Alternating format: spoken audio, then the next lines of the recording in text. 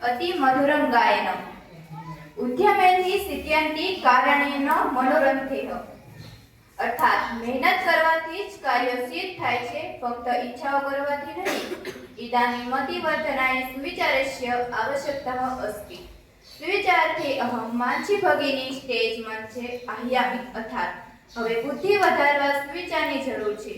સુવિચાર માટે હું માનસીબેનને મંચ પર બોલાવું છું।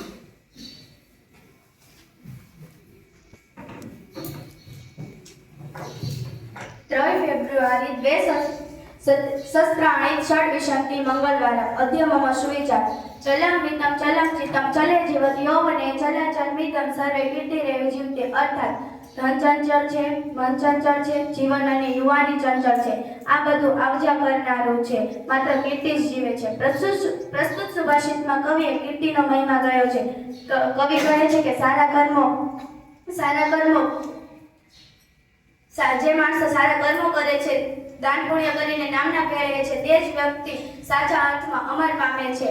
કવિ કહે છે કે ધન, મન, જીવન અને યુવાની આ બધું અસ્થિર છે, એટલે કે ધનવાન માણસ ક્યારેક નિર્ધન બની જાય છે।